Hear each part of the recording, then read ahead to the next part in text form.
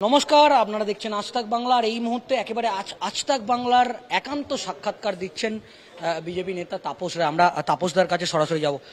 তাপসদা, আপনি নিশ্চয়ই জানেন যে বিজেপির কেন্দ্রীয় নেতৃত্ব সুনীল বানসাল এবং মঙ্গল পাণ্ডে আপনাকে ভোটার তালিকা সংক্রান্ত একটা বিশেষ দায়িত্ব আপনাকে দিয়েছে।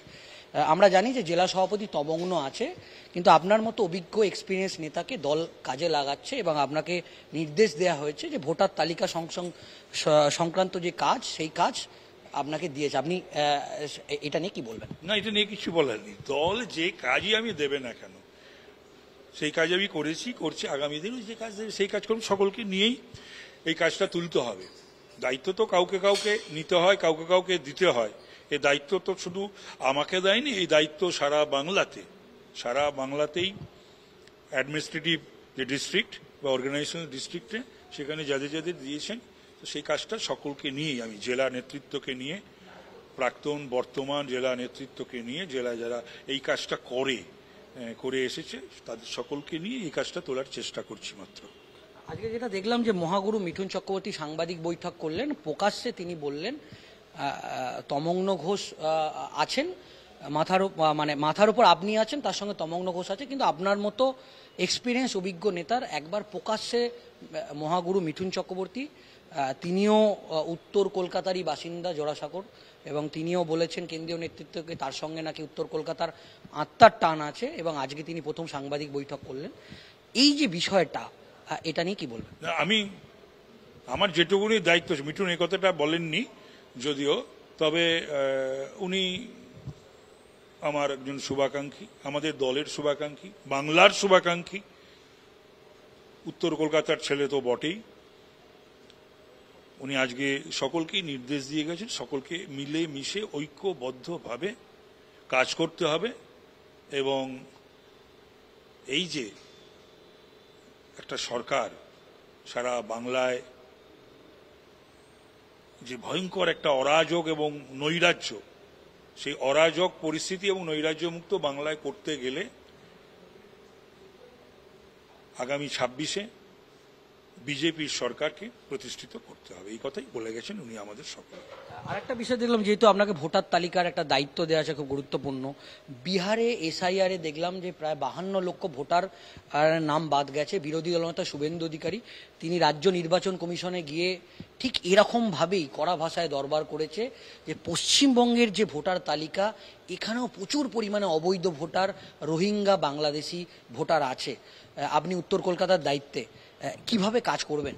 না, বিভিন্ন জেলাতে, বিশেষ করে বাংলার যে সমস্ত দূরের জেলাগুলো রয়েছে সেখানে তো ভয়ঙ্কর পরিস্থিতি। কলকাতাতেও এখানে ঘুষপেট আছে, মানে অনুপ্রবেশকারী তো রয়েছে, তাছাড়া ইন্ট্রা বিভিন্ন কনস্টিটিউয়েন্সিতে, অ্যাসেম্বলি বা বিভিন্ন ওয়ার্ডে বা বিভিন্ন পার্লামেন্টারি কনস্টিটিউয়েন্সি, এইরকম অনেকেরই নাম রয়েছে একাধিক জায়গায়। তো এই যে সংশোধনের কাজ, SIR যেটা চলছে, স্পেশাল ইন্টেন্সিভ রিভিশন, এটা ওয়েলকাম করি আমরা সকলে। এবং এটা ঘটানো একটা নির্ভুল এবং একটা যথাযথ সঠিক একটা ভোটার লিস্ট সকলেই চায়। যারা চান না তাহলে তার ভাবতে হবে যে তারা একটা জাল ভোটার লিস্টের বা জাল ভোটারের ওপর তাদের জয় পরাজয় নির্ভর করে।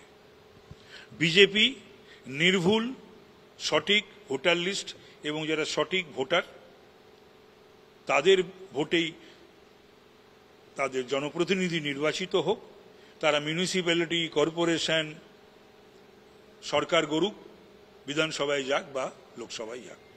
দাদা, নিশ্চয়ই দেখেছেন যে 21শে জুলাই এর আগের দিন মমতা বন্দ্যোপাধ্যায় যখন মঞ্চে নিচে ছিলেন, সেই সময় অনুব্রত মণ্ডল, একটা সময় তিনি মমতা বন্দ্যোপাধ্যায় অত্যন্ত ঘনিষ্ঠ, সিকিউরিটি তাকে মমতা বন্দ্যোপাধ্যায়ের কাছে, বন্দ্যোপাধ্যায়ের ঘনিষ্ঠ কাছের এ সমস্ত টাইম বিং, উনি যতক্ষণ যাকে যা কাজে লাগবে তার এই ক্ষমতায় টিকে থাকার জন্যে, ততক্ষণই তার, এবং ওর 2 মিনিট সময় লাগে না কাউকে অপমান করতে, অসম্মান করতে, সরাতে বা ছুঁড়ে ফেলতে। আর শেষ প্রশ্ন একটা, হুমায়ুন কবির তিনি বলছেন যে আমার দলে দম বন্ধ হয়ে যাচ্ছে। কালকে তিনি সাংবাদিক বৈঠক করে বলেছেন তিনি দল ছাড়ছেন, নতুন রাজনৈতিক দল প্রকাশ করবেন। অন্যদিকে মদন মিত্র তিনিও মমতা বন্দ্যোপাধ্যায়ের একটা ছায়াসঙ্গী ছিলেন, তিনিও সংবাদ মাধ্যমে বলেছেন যে এখন নাকি মমতা বন্দ্যোপাধ্যায় তার মুখটা দেখতে চাইছেন না, এবং এমনকি তিনি এটা বলেছেন যদি রুগীদের কোনো সমস্যা হয় এখনও তিনি সেই রুগীদের নিয়ে পিজির এমার্জেন্সির সামনে দাঁড়াবে, তাতে যারা বিরোধিতা করবে। কি বলবেন? না, এটা নিয়ে কি হুমায়ুন মদন কি বলছে না বলছে আমার তার এই সমস্তদের ব্যাপারে প্রতিক্রিয়া দেওয়া পছন্দ হচ্ছে না। অসম্মানিত, dignity first and dignity last, পছন্দ না হয় অসম্মানিত হওয়ার জন্য রয়েছে কেন?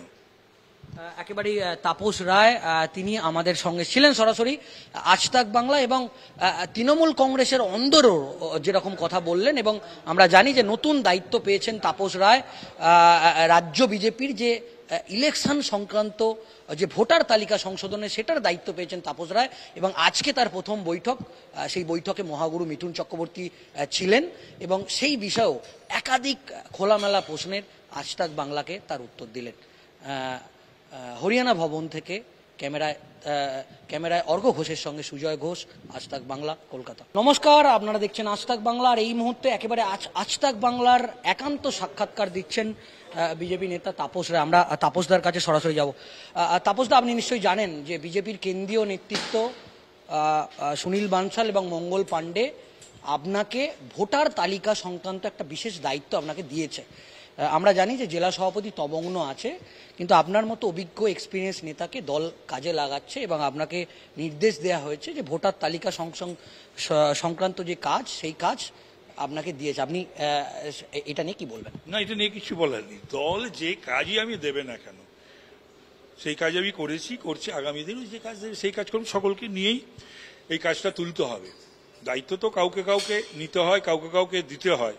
এই দায়িত্ব তো শুধু আমাকে দেয়নি, এই দায়িত্ব সারা বাংলাতেই অ্যাডমিনিস্ট্রেটিভ যে ডিস্ট্রিক্ট বা অর্গানাইজেশন ডিস্ট্রিক্টে সেখানে যাদের যাদের দিয়েছেন, তো সেই কাজটা সকলকে নিয়েই আমি জেলা নেতৃত্বকে নিয়ে, প্রাক্তন বর্তমান জেলা নেতৃত্বকে নিয়ে, জেলা যারা এই কাজটা করে এসেছে তাদের সকলকে নিয়ে এই কাজটা তোলার চেষ্টা করছি মাত্র।